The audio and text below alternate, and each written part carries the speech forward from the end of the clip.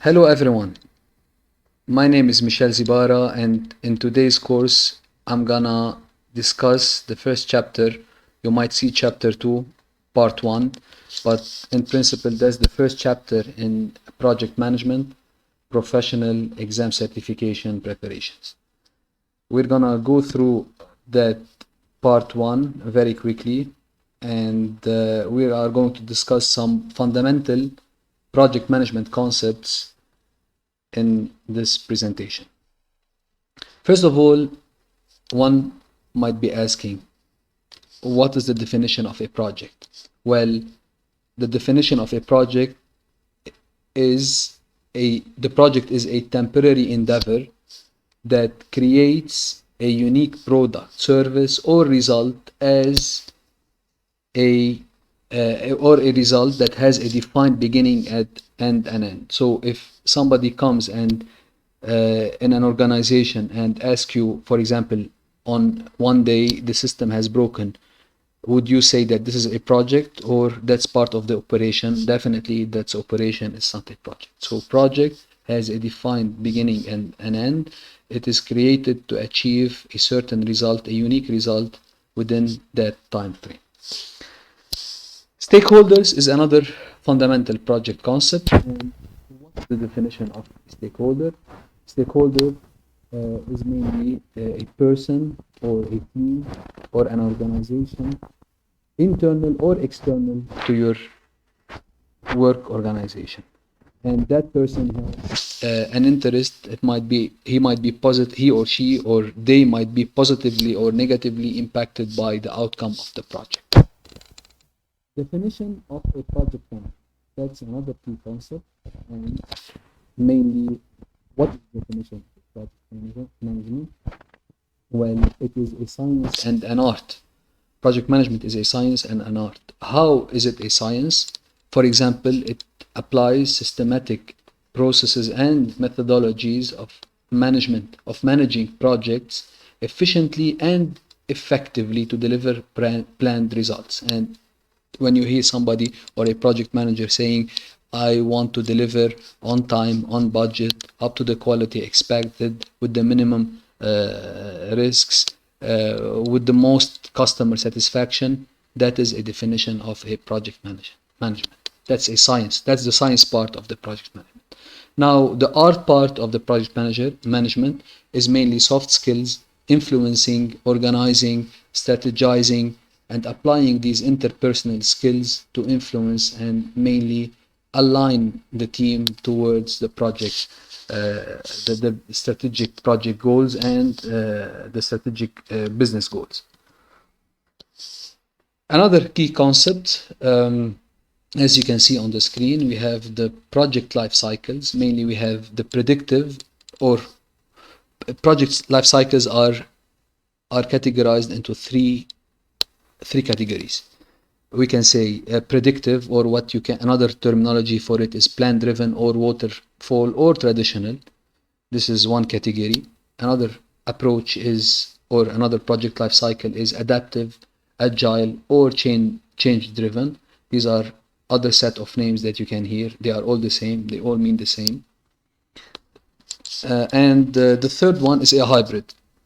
So speaking of the predictive approach, in the planning phase, so the definition of the predictive approach, in the planning phase, you have a detailed requirements and scope and cost. So you know the details and the aspects of these requirements, and you know them, and they are very well defined at the planning stage. So you proceed with the project with the minimum number of changes, and if a change happens, definitely there would be changes. It should follow a standard change control process. Okay, so that is the predictive, or what is called plan-driven waterfall traditional.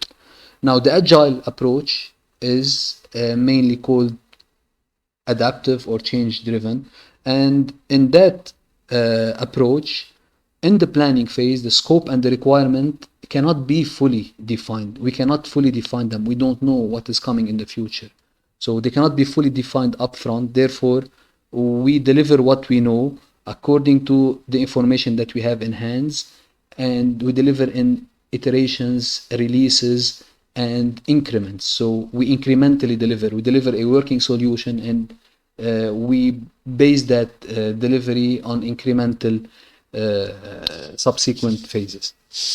And that is the agile approach. So we realize benefits as early as possible upon these small deliveries, and then we plan other incremental releases.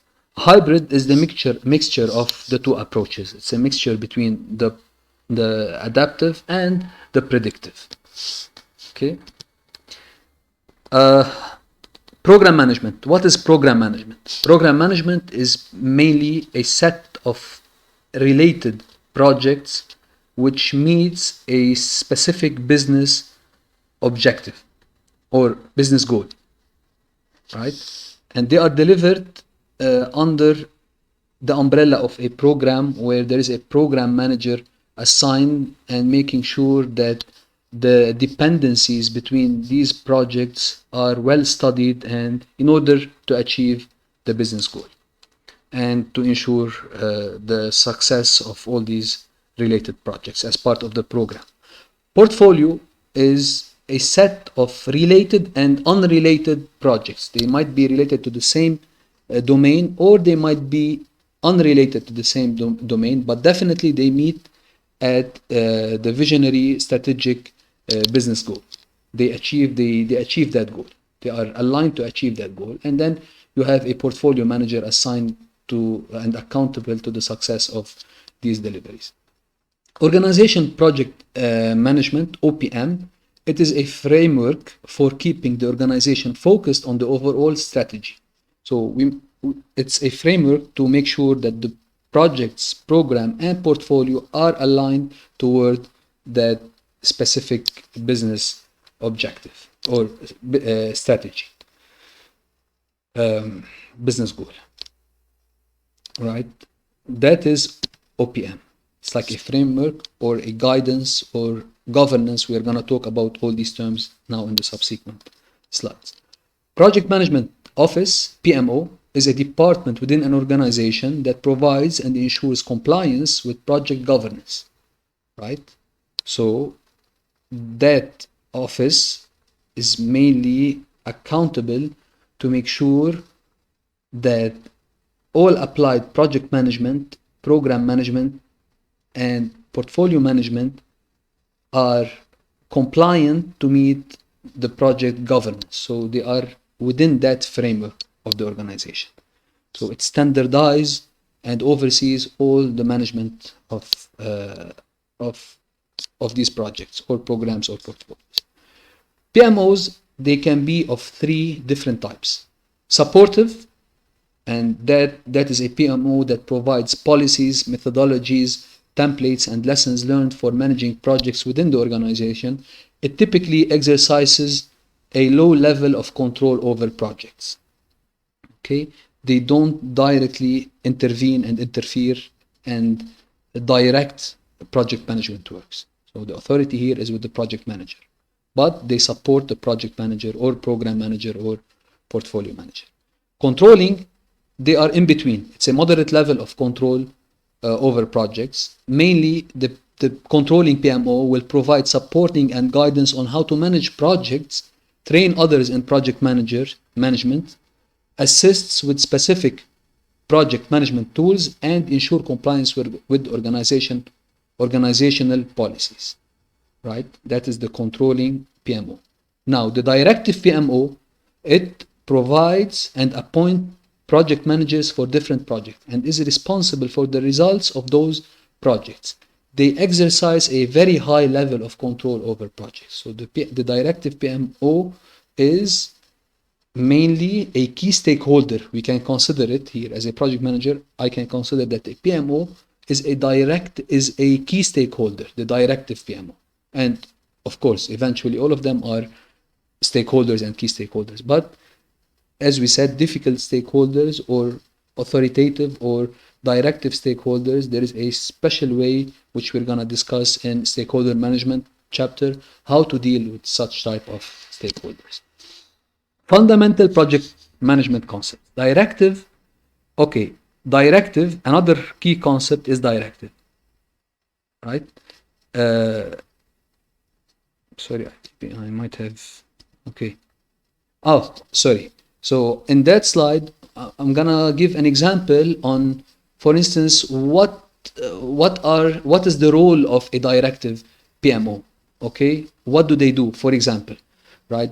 They manage interdependencies at the program level or the portfolio level. They get involved into managing project or program interdependencies. They also assess the performance of the organization towards its strategic objective, making sure they are compliant with the framework, organization framework, and the organizational governance, right? Meeting these strategic objectives.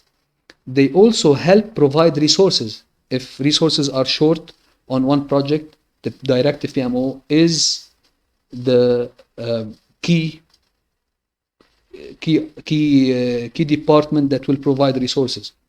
They also recommend the termination of the project when appropriate. If a project does not meet, is, for instance, caught off guard or does not meet the business goal or the business case, they can terminate that project. They help gather lessons learned and make them available. Of course, historically knowledge based, they provide this information at the beginning of the project or during the project at any time. They can provide these historic informations as lessons learned captured from other projects or programs or portfolios. They provide templates for documents such as WBS, user stories, or communication management plans. So they can provide documents, templates to be able to achieve that. Okay, they provide guidance and project governance. We already said that. They are heavily involved in project initiations at the beginning. They have representation on the CCB, Change Control Board. That's the steering committee. They are a stakeholder, and they are a key stakeholder. Of course, we have said that, and they get involved in prioritizing projects. Operations and projects. We've discussed what's the difference between operations and projects. Project has a defined start and end time and is created to deliver a unique and specific result, outcome, or achievement that will generate business benefit.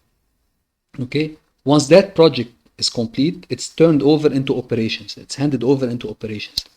And as part of the transition, definitely the project manager need to make sure that transition requirements such as training are set in place to ensure that the people that are taking over that constructed or created project are capable of using it and maximize their utilization in order to realize the maximum benefit out of that project. So that is a key concept here. Organizational structure. We have functional, we have project-oriented, and we have matrix. Functional, think of functional as silos. I need a resource from the other department. I should, as a project manager, channel that requirement through the functional manager of that department and ask. So think of it as silos management. You cannot approach directly a resource. You have to go to the manager of the resource and require that resource to assist you on the project. That's an example. Project-oriented, the project manager is the man running the show. In project-oriented or projectized environment, it's the project manager that has full authority and is capable of running the show. Matrix, we have weak matrix, we have strong matrix, and we have balanced matrix. Okay, so strong matrix, again, the project manager works with the functional managers, but the authority lies within the project manager. Weak matrix, they work together, but the authority lies within the functional manager. Balanced matrix, it's a balance of power between the project manager and the functional manager in an organization. When you say project-oriented or projectized environment, think of it as no home. That means after the project is complete, resources, if they are not assigned to other projects or if there are no other projects, they have no job, they have no work. Okay, so their role is only on the project. right? Functional resources are doing departmental work and are capable of continuing for the long run compared to projects. And matrix, they are also doing project work, staff are also doing project work and departmental ongoing work. So eventually in matrix and in functional organizations, resources tend to have a longer assignment contract. OPAs are organization process assets. They are mainly of two. You have the triple P, procedures, policies, and processes, and you have the knowledge base repositories. Okay, very simple. OPAs are companies' standards, documents, processes, policies, and procedures, and they have also a knowledge base repositories that provides all historical information on the project, such as lessons learned and templates and whatever, and mainly can be used with the PMO, as we said, and with the project manager and the project team. Enterprise environmental factors, EEFs, they can be internal and external factors. External factors, for instance, you might be wondering what can it be. It's, for example, a regulatory body imposing a regulation. That can be an enterprise environmental factor. External factor in that case. Internal factor, they come from departments, from other departments and internal departments within the organization. So that is crystal clear. Assumption log, what's the difference between, you can see assumption log and constraints. There are two differences. Assumption logs are mainly, so there is something called assumption on a project, which is not based on fact. It's an assumption. It's based on expectation. Somebody might think that this might happen, or the chances of this happening is high, but that small chance might turn out to impose a risk. For example, I might say today there is a huge storm and there is 1 week of no work activities, therefore I have no work. I'm assuming here, I'm assuming based on the weather condition or the weather forecast, but that's an assumption. Okay, a constraint is dictated and is based on a fact given mainly from the sponsor, or for example, a constraint that I have X amount of budget to spend within that time frame. That's a constraint. It's a budget constraint. It's a cost constraint, right? Schedule constraint. I want to finish on this time. It's mandated to finish on. This is, for example, a constraint. It's not an assumption, right? So that's mainly the last slide that covers part 1 of the framework chapter 2, which is the first chapter. It's chapter 2. Chapter 1, I went live and I discussed. I didn't prepare a presentation. It was mainly an interactive. If you'd like to go there and read or go back and watch that introduction, mainly it's an introduction that covers chapter 1. From now on, from chapter 2, I've split it into two chapters. I've split it into two parts. Part 1, and there will be part 2 to cover the framework. And from now on, I'll be preparing presentations and I will be explaining a little bit based on the presentations. That's better for you. And you guys, if you're not very happy like that, just let me know in the comments down there. And I encourage you to join, to watch these videos. If you like, hit the like button, subscribe, make sure you subscribe, hit the bell icon so you receive the notifications every time I upload a video. For now, I would like to wish you a good day, a good evening, or a good morning. I leave you and I will see you in the next presentation. Take care. Bye-bye.